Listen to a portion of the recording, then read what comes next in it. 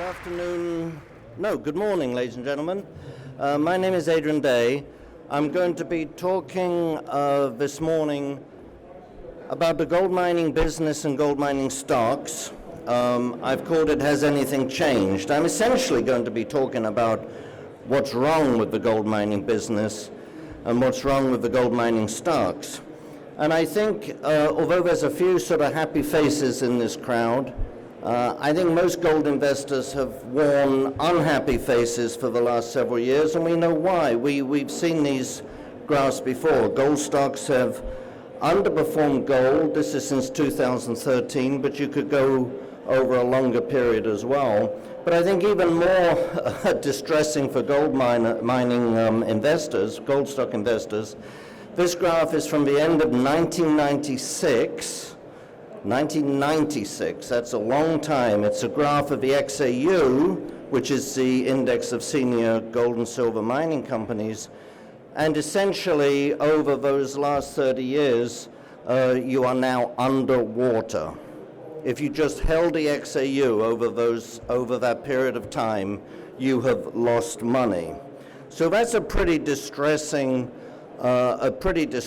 graph for any kind of investor, and there are reasons for it. The returns on gold stocks are not, on gold companies are not good. This is one more graph. This is the about a dozen global producers since 2010, and you can see that only two stocks have actually outperformed gold over that period. As I say, there are reasons why the stocks have done so badly, and it's essentially because the gold mining companies as businesses have done so badly. This shows you the returns of the global gold mining industry, and we go back to 2008, but you can see for most of the time there are negative returns. And if you look at this study, it was a study of all different sectors done by New York University Stern Business School, and they looked at returns on equity of different businesses. The market as a whole is 9.5%. For precious metals mining, it's negative 9.5%. And then for other metals, it's minus 43%. I mean, this is pretty distressing. When you get negative returns on equity, the mining industry over the last half century has actually lost money.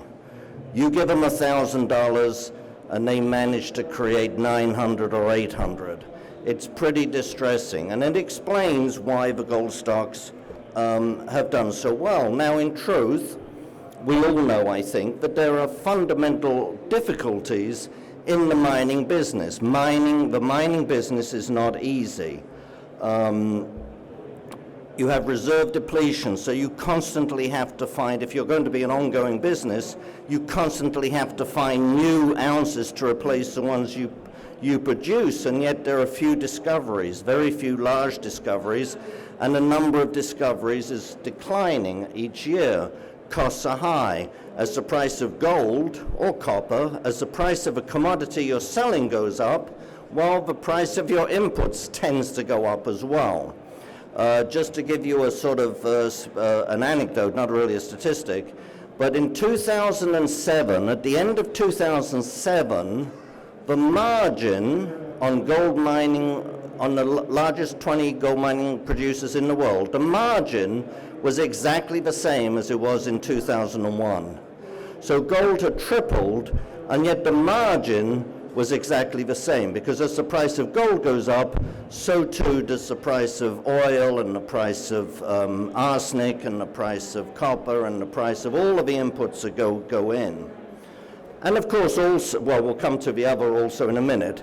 So it's not surprising that mining companies have losses, and they also have high debt. So these are just some of the problems, and some of these are problems inherent to the business, and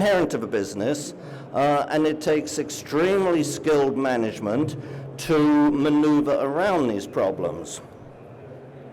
I think it's also true to say that these problems have been exacerbated in many, many, many cases by poor management, and I'll come to that in a second. But this graph just shows you the production of the major miners around the world.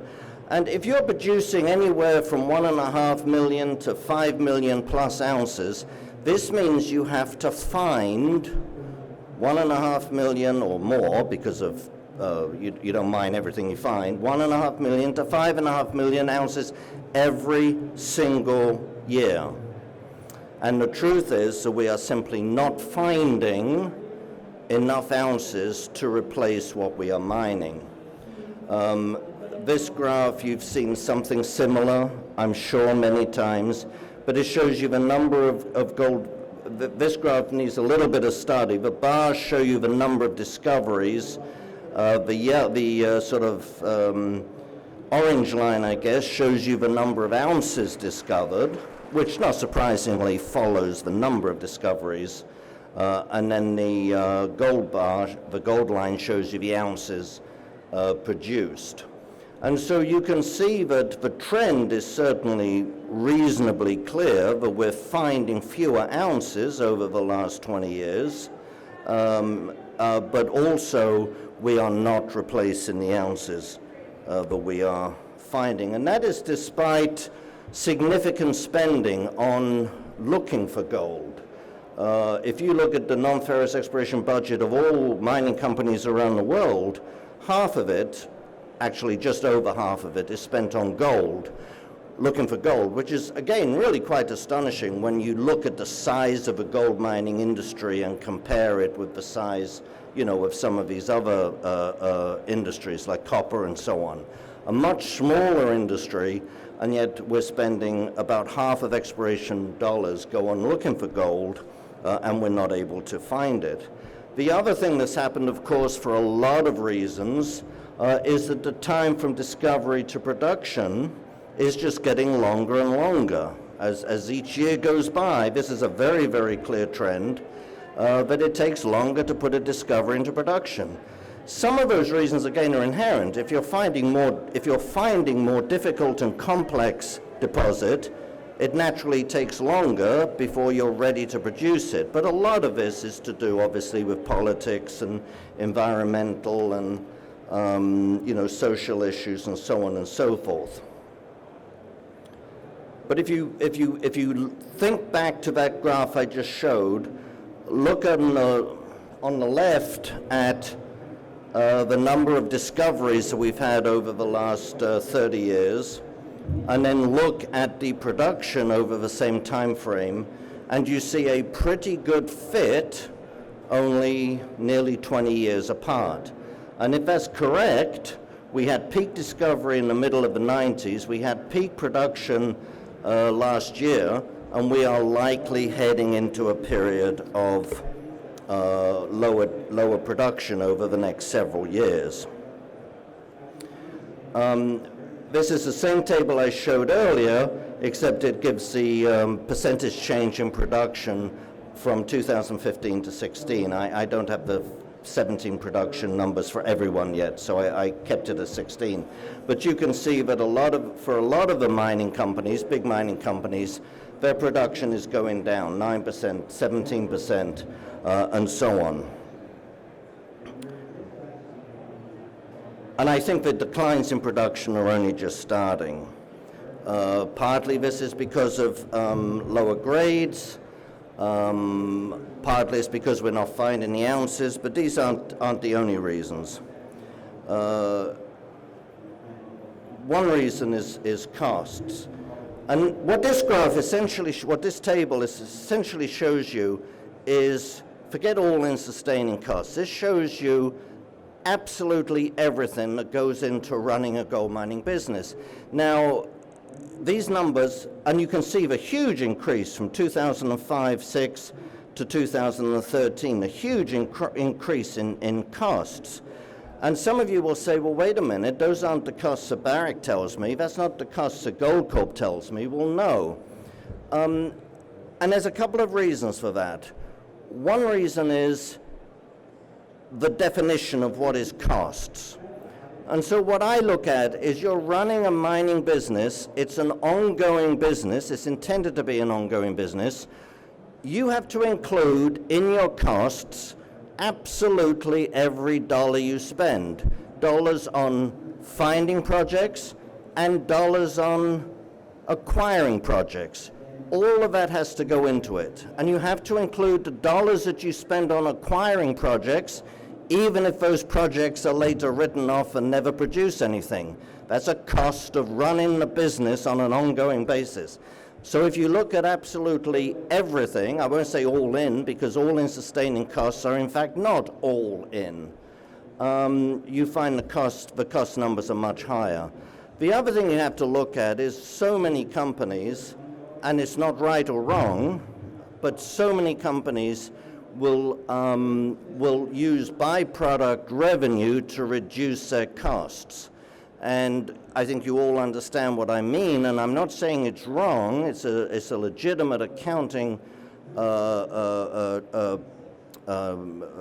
technique, but it does distort for a lot of companies. If you're a gold company with a lot of copper byproduct, or you're a silver company with a lot of gold byproduct, it can, or zinc, it can really distort the number that you present to investors as your cost of mining. I remember once seeing a presentation by Jim Bob Moffitt for Freeport, and he put up a slide showing that with gold and molybdenum as byproducts, they were producing copper for negative 20 cents a pound, and with copper and molybdenum as a byproduct, they were producing gold from negative $2 an ounce. Well, obviously, they both can't be correct. You're obviously paying something to produce what the metal you're producing. And what's distressing to me is that I mentioned earlier about from 2001 to 2008, as the price of oil went up and the price of other commodities went up, the inputs went up and the margin stayed the same.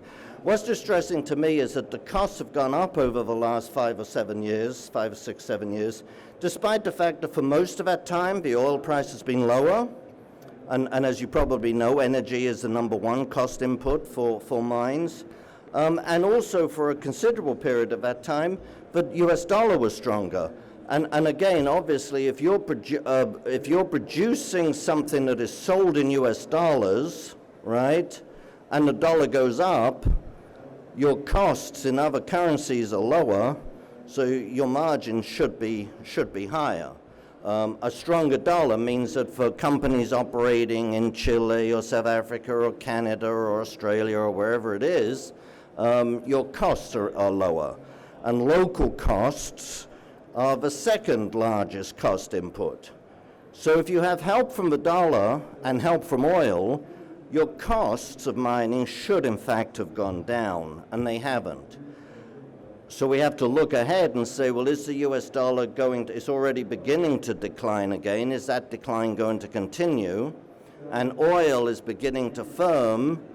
I'm not expecting oil to go back to 150 anytime soon, but is it likely to continue slowly trending up? If you get a firmer oil price and a weaker dollar, then the costs of mining companies are going to go up dramatically. So again, despite these, despite the tailwinds from the dollar and oil, few mining companies are producing profits. And there are other problems that we all know about, anti-mining protests and dictators stealing mines and so on and so forth. Taxes going up. You only have to think of what happens what happened recently in Tanzania. You know, another problem with the mining business, which again is an inherent problem of the business, is that you can't move a mine. You spend millions and millions of dollars discovering. You spend tens and hundreds of millions of dollars developing. You spend billions of dollars sometimes putting the thing into production, and then you are hostage to the government because you can't just move that mine somewhere else as you can a widget factory or something. So again, looking at mining as a business, another huge difficulty that mining business has. And so you're hostage to companies, whether it's Tanzania, with Acacia, or whether it's Indonesia with Freeport, that basically abrogated a contract that they had with Freeport and wants 50% of the mine. But they're going to pay for, of course. But the devil's in the details. I can guarantee that they are not going to pay the value of 50% of a mine in cash on the barrelhead. It's going to be paid over time, it's going to be paid out of profits, it's going to be something. And that's basically taking. Now I've mentioned some of the inherent problems in the mining business, but there's also, I mentioned that they're exacerbated, in many cases, they're exacerbated by poor decisions of managements. And I think one of the main reasons for the dismal returns that we've seen is that many gold mining, in fact most, I would say, most gold mining managements are not counter-cyclical. The last speaker talked about being counter-cyclical. They are not counter-cyclical.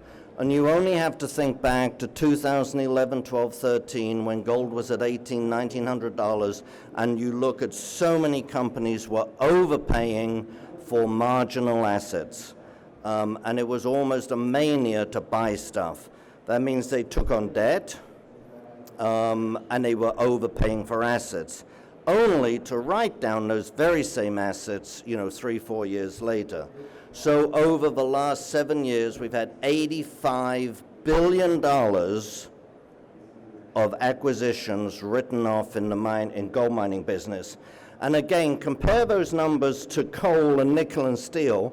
There's nobody in this room could say that over the same period of time, coal has been such a stellar performer, that's why they didn't write so much off. Or steel has been a really great performer, so of course they didn't write anything off. Gold is a much smaller industry than coal or nickel or steel. They had the same price problems. All of these sectors had the same price problems, and yet the write-offs in gold have been so much more. So they've written off most of what they bought. This slide is from Paulson. Some of you will have seen Paulson's talk on the industry. And you can see that most of what was purchased, this is just 10 major companies, but most of what was purchased in 2011, 12, 13 has already been written off before it's even in production. That to me is as close to criminal as you can get. And then, of course, to make matters worse, the very same companies that were overpaying for marginal assets at the top, what were they doing in 2014, 15, 16? They were selling assets at distressed prices. They were taking on debt. They were reducing debt at the bottom.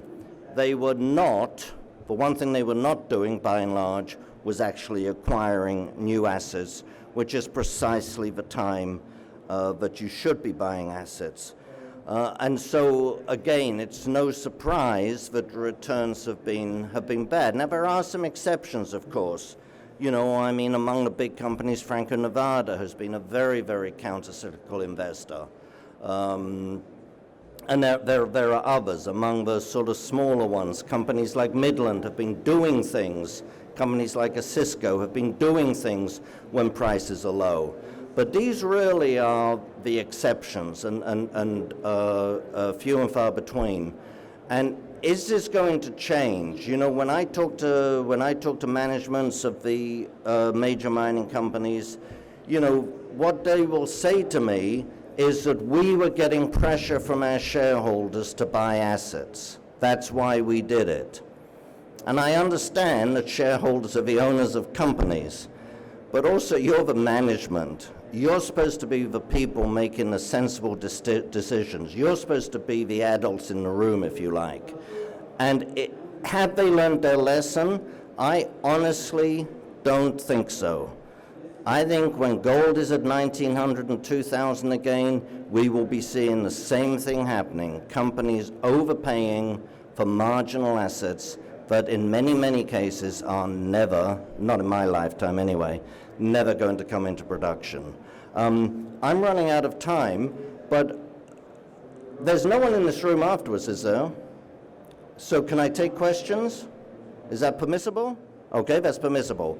So that's basically the end of my talk, but I'm happy to, for anyone who wants, I'm happy just to stay here and answer questions.